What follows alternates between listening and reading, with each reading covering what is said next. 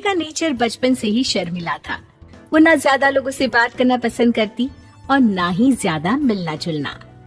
निधि, ये पैसे ले जरा और बाजार से चीनी तो ले आ।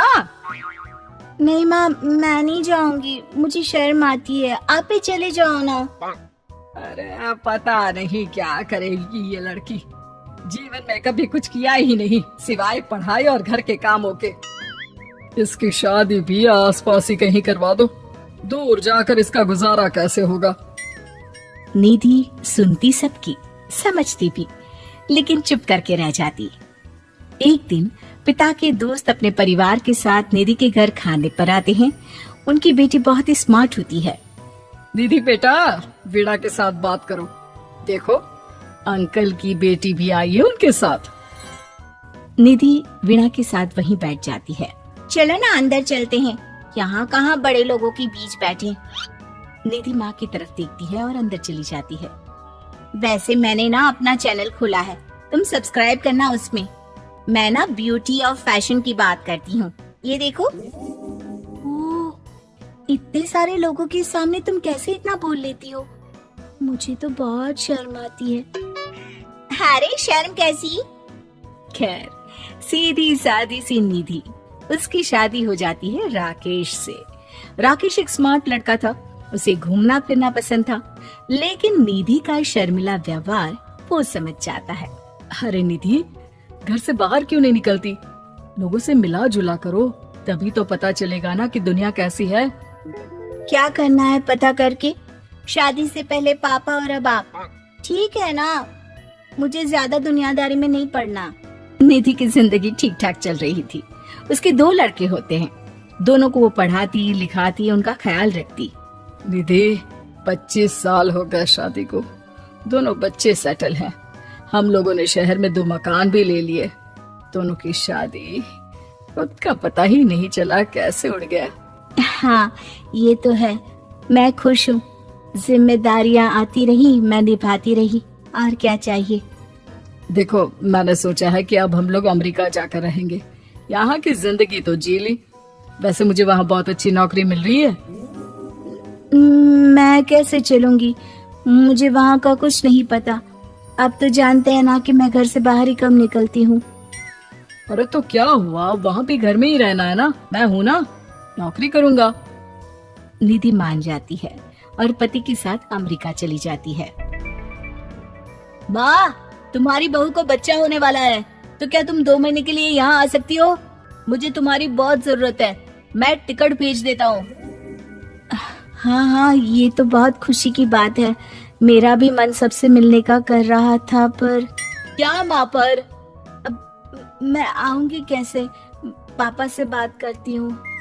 देखो माँ, प्लीज बहाना मत बनाना, तुम जानती हो ना इस वक्त में मैं किसी पर भरोसा नहीं कर सकता हूँ।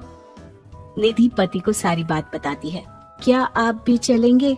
निधि, आने जाने में बड़ा खर्च हो जाएगा, ऊपर से मुझे यहाँ छुट्टी नहीं मिलेगी। बहू पर वक्त ऐसा है कि तुमको तो जाना ही पड़ेगा। मैं अकेले दुकान तक तो नहीं जा पाती, इतनी दूर भारत कैसे जाऊंगी? मुझसे नहीं होगा। लेकिन सबके कहने पर निधि को जाना ही पड़ता है। एयरपोर्ट में घबराई निधि एक मुसाफिर से कहती है, मैं ना भारत जा रही हूँ, दिल्ली जाने वाली फ्लाइट। सब मिलकर निधि की मदद करते हैं और फाइनली निधि भारत पहुंच जाती है, जहां बेटा उन्हें घर ले आता है। वाह माँ जी, यहाँ तो मैं भोपाल तक नहीं जा पाती, आप अमेरिका से आ गई। भाई, चालाकी तो औरतों में होनी ही चाहिए, यहाँ हम बुद्धू के बुद्धू रह गए। निधि इतनी दूर और लंबा सफर करके थक जाती है, वो चुपचाप बैठ जाती है। बैठना नहीं है माँ जी, बच्चा पकड़ना है, ये लीजिए।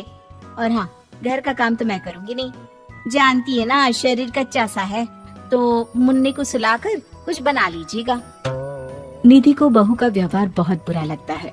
जैसी भी थी, पिता और पति की हमेशा लाडली रही थी निधि। निधि बेटे की तरफ देखती है। माँ, वो काम वाली कोई मिल नहीं रही है ना, मैं देखने की कोशिश तो कर रहा हूँ, जैसे ही मिल जाएगी वो संभाल लेगी सारा काम। अरे कैसी बात कर रहे हो? जब पहले मैंने कहा था कि अमेरिका से इनके टिकट में जो पैसा खर्च कर रहे हो उतने में नौकरानी रख लो, तो नहीं, मेरी बात पर विश्वास नहीं था कि ना कोई मेरे बच्चे को अच्छे से नहीं संभालेगा। अब इनका भी खर्चा और नौकरानी का भी खर्चा। अरे ना जी ना, मैं नहीं संभाल सकती। निधि जैसे तैसे 2 महीने रहकर वापस अमेरिका चली जाती है, लेकिन वहां जाते ही जैसे राकेश उसे देखता है उसके गले लग जाता है। ये क्या हालत बना रखी है निधि, कैसी लग रही हो? खाना नहीं खाती थी क्या? क्या हो गया?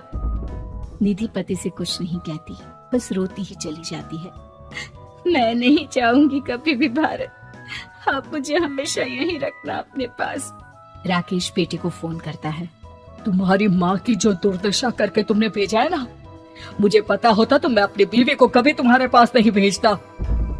पापा, आप तो रीना का नेचर जानते हैं ना, वो माँ पर हावी रहती थी। अब मैं तो ऑफिस चला जाता था, वो माँ पर जुल्म करती है, और माँ भी इतनी सीधी है कि चुपचाप सहती रही। मुझे माफ कर दीजिए पिताजी। खैर, राकेश कहता भी क्या, प्यार दुलार के साथ अपनी निधि को संभालने में लग जाता है। लेकिन कहते ना, वक्त हमेशा एक सा नहीं रहता। अमेरिका में ही राकेश की मृत्यु हो जाती है और निधि अकेली रह जाती है। बड़ा बेटा कहता है, माँ भारत चलो ना, हम लोग साथ रहेंगे। निधि को जैसे ही वो सब सीन्स याद आते हैं वो परेशान हो जाती है। समझ में नहीं आता कि पति के बिना अब जीवन कैसे चलाएगी। मैंने सारा जीवन घर का काम किया, घर देखा और जिंदगी चलाई, लेकिन जिस घर में रही सबने प्यार दिया, मैं वहां नहीं जाना चाहती। तभी राकेश जिस कंपनी में काम करता था उसका मालिक निधि के घर आता है। वो भी भारतीय ही होता है। दीदी, राकेश ने आपके बारे में बताया था। जब से आप भारत से लौटी थी उसे आपकी बहुत चिंता रहती थी, इसलिए उसने मुझसे कहा था कि कभी अगर वो ना रहे तो मैं आपको ये पैसे दे दूं। और हाँ, हम लोगों की कंपनी में आपके लिए नौकरी भी है।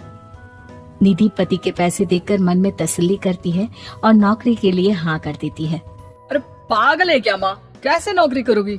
ये अमेरिका है, दिल्ली नहीं। वहाँ तो तुम घर से निकल भी नहीं पाती थी, यहाँ कैसे? मेरे पति, मेरे पिता मुझे खुश देखना चाहते थे। वो लोग जब तक थे मुझे किसी चीज के लिए ना फोर्स किया, ना कभी कमी होने दी।